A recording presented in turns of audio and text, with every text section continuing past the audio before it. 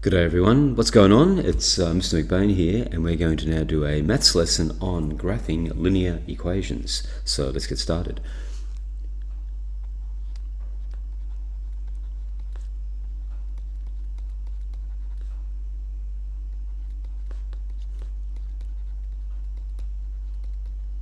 Now I'd like you to make sure you write these notes down in your book, your theory book, so you've got a good record of it, okay?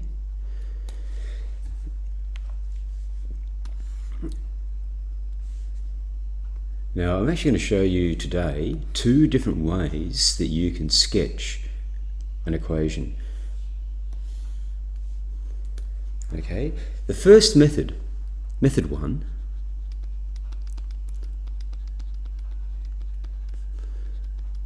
the first method is using the Y-intercept and the gradient method. Okay, so we'll call it the Y-intercept and gradient method.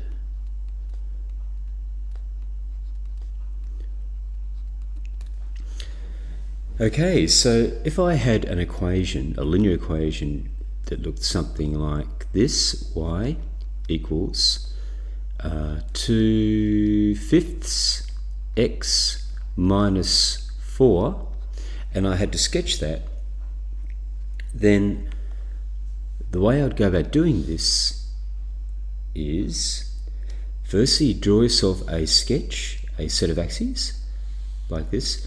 Now, when we're sketching a graph, I should point out that it doesn't have to be absolutely deadly accurate in terms of your scale. It's simply a sketch to give everyone an idea, including yourselves, what the graph is doing. So there's our axes, and we label axes y and x, of course, because our equation has y and x on it, or in it. Okay, so the very first step, once we've done our axes, the first step is to look at the y-intercept. So we identify the y-intercept, and the y-intercept is this number on the end. Remember, just as an aside, remember a linear equation can always be written in the form of y equals mx plus c, and it's this c value that is the y-intercept. Okay, that's the y-intercept, and the m value is the gradient. So we're starting with our y-intercept, and we can see here from our equation that the y-intercept is -4. So it's going to cut our y-axis at a value of -4. Well, I'll put it about there. So that's -4. So I know that my line, whatever it's going to do, it's going to pass through that point. The next step is to now look at the gradient. Now remember, the gradient is equal to the rise over the run. The rise over the run. And if we think of this as a step,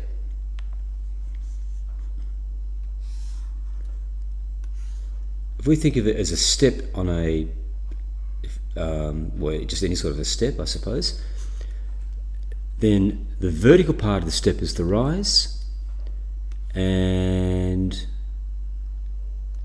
the horizontal part of the step is the run.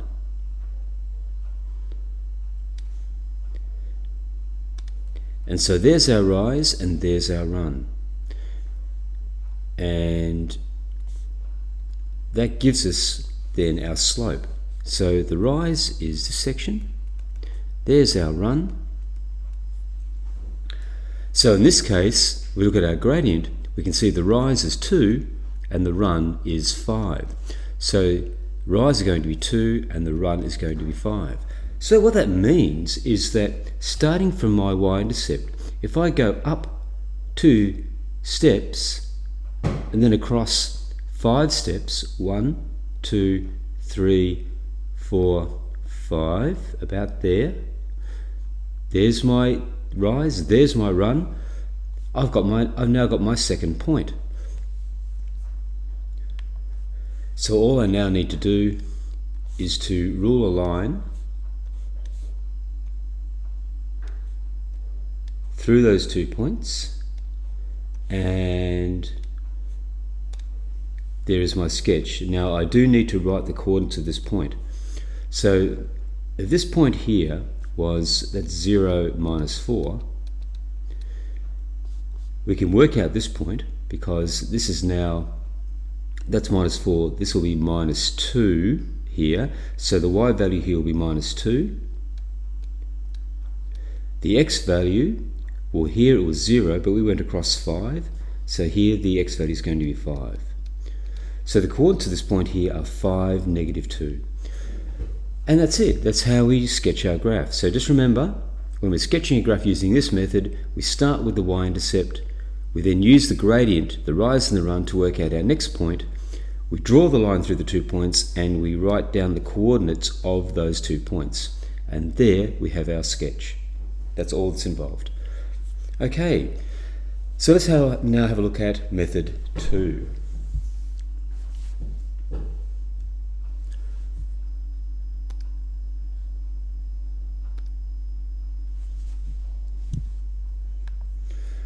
Okay, method 2.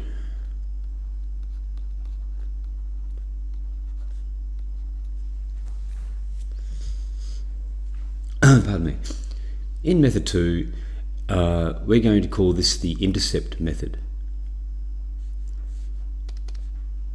or the X and Y intercept method.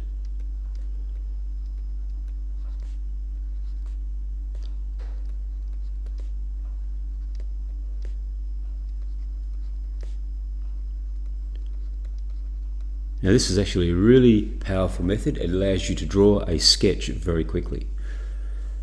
And it works on the idea that if I was to draw a set of axes again,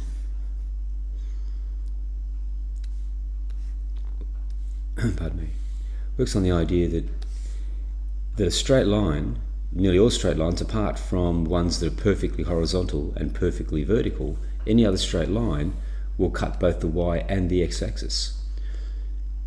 What I mean by that is that if I was to draw a line, say like that,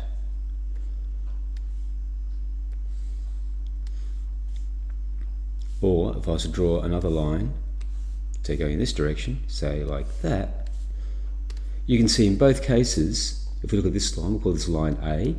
Line A has both a y-intercept, in other words it's cutting the y-axis here, but it also has an x-intercept. That's where it's cutting the x-axis.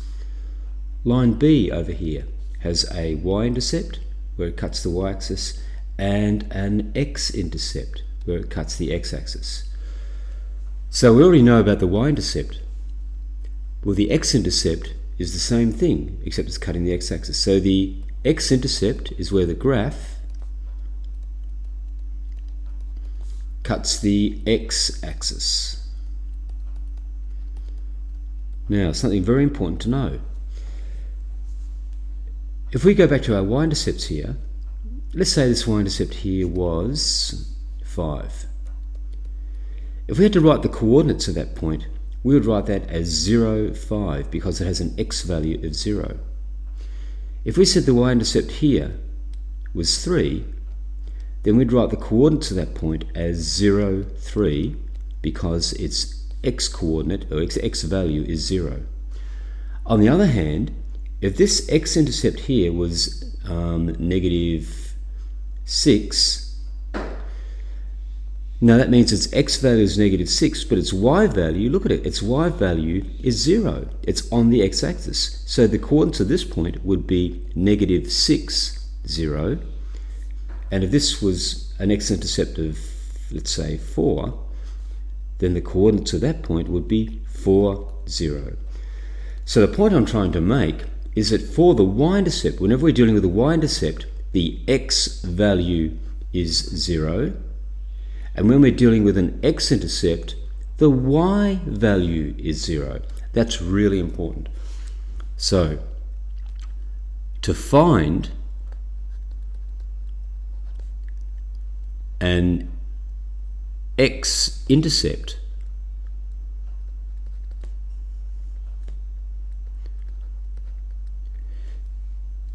what we do, we simply make y equal to 0, and that will tell us the x-intercept. So to find an x-intercept, we let y equal 0. In other words, we substitute the value y equals 0 into the equation. That's what that means. So in other words, we substitute y equals 0 into our linear equation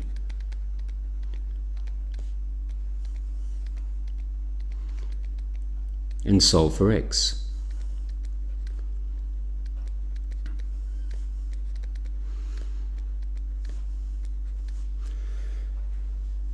And of course the same is true for the y-intercept. If we have to find a y-intercept, let's say our equation is not in the form of y equals mx plus c, it's rearranged some other way, but we quickly want to find the y-intercept, then simply make x equal 0.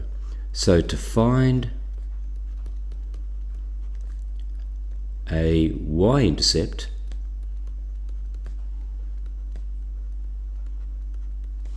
we let x equal 0.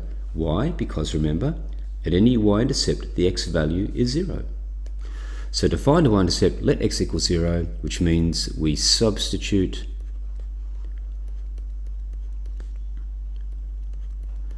x equals 0 into our linear equation.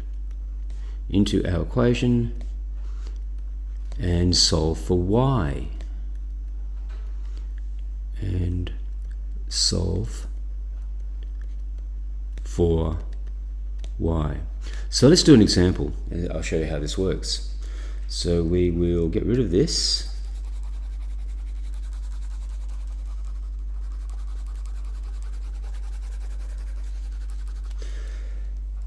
So my first example is, let's say we had this equation, example 1.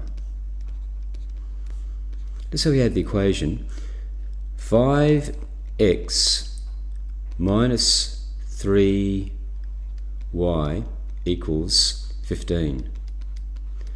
And I quickly want to do a sketch graph of this. I want to sketch this equation. Now I could rearrange it, make it in the form of y equals mx plus c, and then use the y-intercept gradient method to sketch it, but there's another quicker way. If I find just the two intercepts, the x and the y-intercept, that will give me the 2 points I need to sketch it.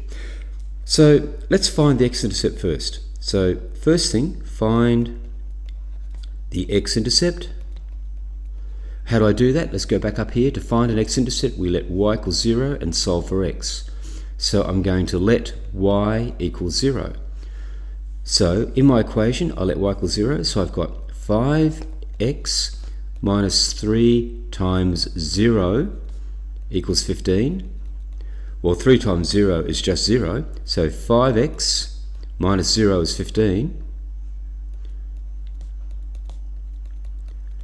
And therefore, 5x equals 15. Divide both sides by 5, we then have x equals 3. There's my x-intercept. Now, to find the y-intercept,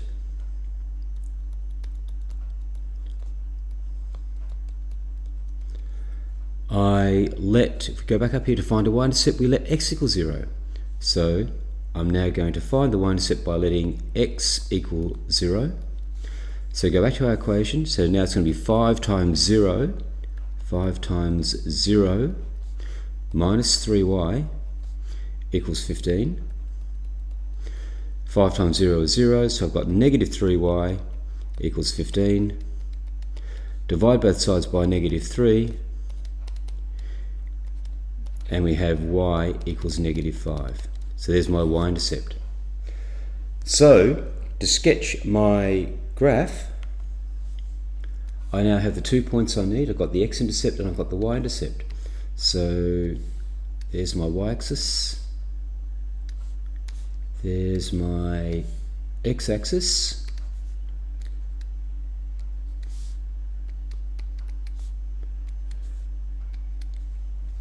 so x-intercept is 3, so let's put that about there. So that will be 3, 0. And the y-intercept is -5, so it will be down here. Let's put it about there, and that will be 0.5. Sorry, 0, -5. There's my two intercepts. The final step is to draw a line through those 2 points, and I have then completed my sketch.